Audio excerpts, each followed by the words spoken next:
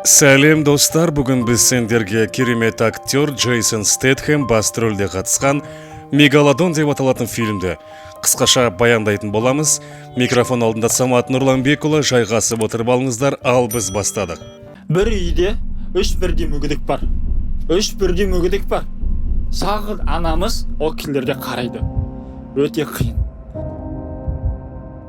Шаршаған кезде мындай жерден жіпті көрсем, осы асыл бөлестан деген деймді көзімді қайтып жіп тұрғанда жағлақты жібімді қой төбап, мыналарды кімге тастайын деймін кей күндер. Ондай кездерімде де болды. Неге көңіліңіз босап отырған?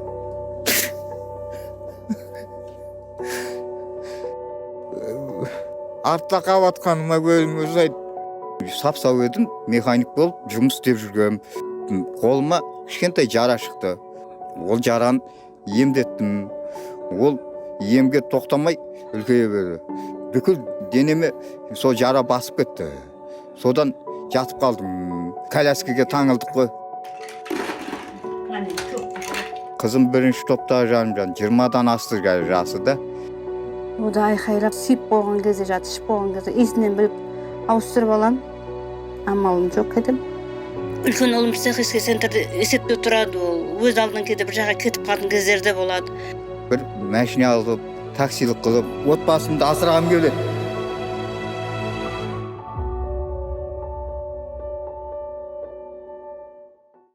Шанхай.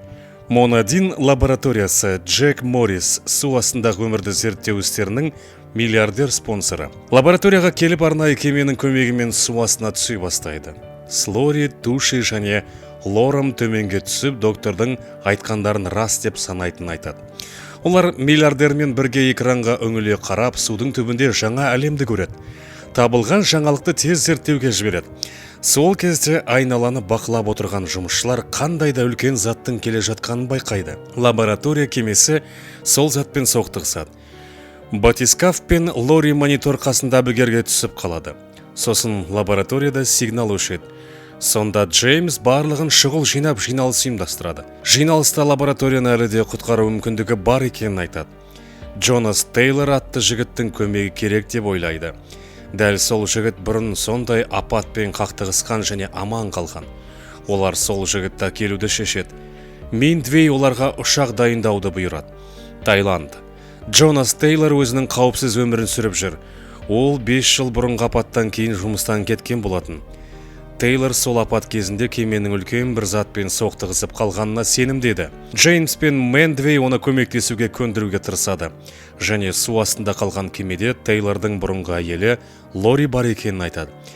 Бұл уақытта кеме ішінде команда апатты жағдайдан кейін сигналды қайтаруға тырысып, оны қайтарған еді. Сигнал қайтарылғаннан кейін олар тағы да қатты қозғалып кетеді де, Лори жарақаттанып қалады. Сьюин әріптестерін құтқару үшін төменге түсуге шешім қабылдайды. 15 минуттан кейін лаборатория базасына ұшақ Тейлорда келеді. Зерттеу жүргізіп өзіне керекті құрылғыларды алған Тейлор су астына түседі. Бұл уақытта Сьюин батып бара жатқан кемеге жақындағанда, оның капсуласы да бірдеңе ұрлады. Сол кезде қыз айнада үлкен 8 аяқтың бөлшектері оны қатты қысып орап алған көреді. Біраздан соң қыз ұзындығы 25 метрдің кем емес болған үлкен акула, яғни сол 8 ақты бөліктерге бөліп жей бастаған көреді. Тейлор су астына түсіп, аң назарын өзіне аудару үшін жарық таратады. Батып бара жатқан кемеге жақындаған Тейлор Лориді өз капсуласына алып үлгергенде радар акуланың жақындап қалғанын байқайды. Тоши басқа жол жоқтығын түсініп, Лориді итереді де өзі жарықты қосып акуланың назарын өзіне аударады.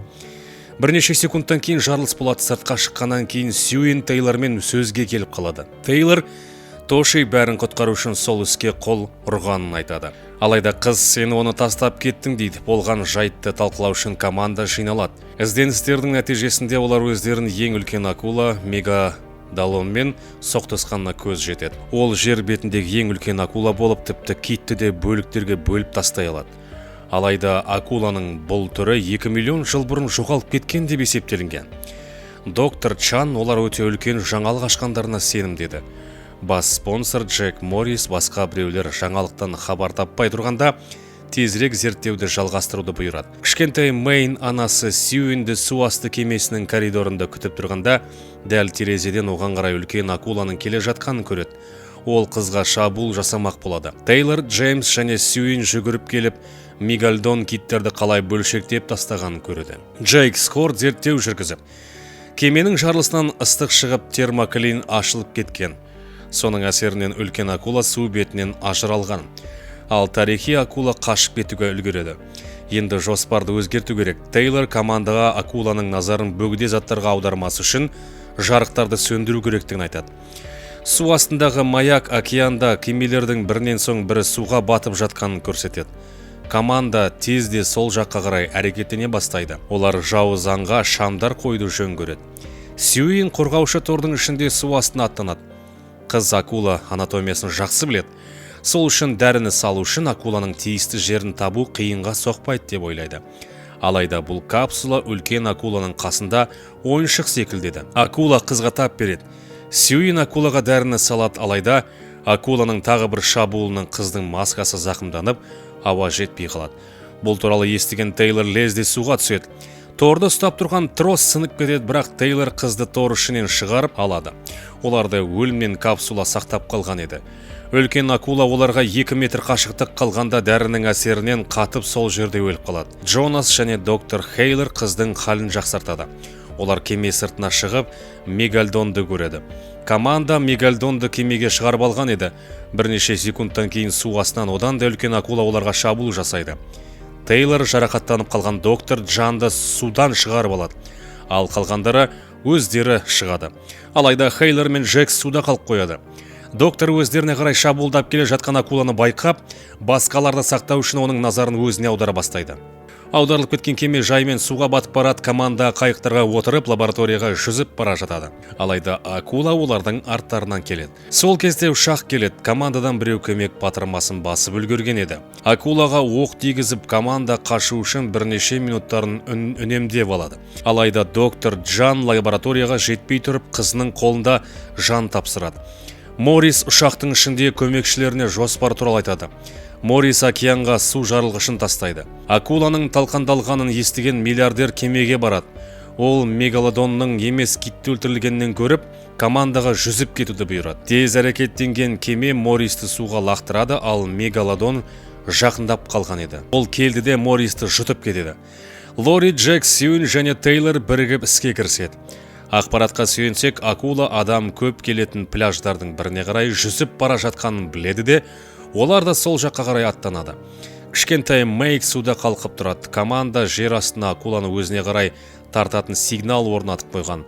Олар аңға қарсы әрекетті бастайды. Сьюин су астында тез әрекеттенетін құрылғымен шабуылға шығады және акулаға бірнеше оқ жаудырады. Ұшып жүрген ұшақтар акуланы аңдып жүргенде, ұшқыштардың бірінің назары акулаға аударылып, екі ұшақ соқтығысып жарылыс болады. Ұшақ бөлектері кемеге де түседі. Бұл туралы Сьюин естіп, кемедегі қызын құтқару үшін аттанады. Тейлордың капсуласы су астында жыртқыштың көзіне түсіп, ол капсуланы тістерімен тістеп бөлшектеп жатқанда, Тейлор капсула ішінен шығып, акуланың көзіне уылып шақ сұғып алады. Уының есебіне мегалодон әлсізденеді. Қан атып шыққан мегалодон айналасында лезде акулалар пайда болады, оны жей бастайды. Майда акулалар көбейіп әлсіз мегалодонды жеп өлтіреді. Сьюин өз капсуласында Тейлорды акуланың қасынан алып кетеді. Көп сәтсіздіктерге қарамай команда жеңіске жетеді. Және сол жерде фильм өз соңына жетеді. Достар, сонымен біздің видео өз соңына жетті. Фильм ұнаған болса лайк басып, комментария жаза кетіңіздер. Және арнаға тіркелуді ұмытпаңыздар. Келесі кездескенше аман сау болайық.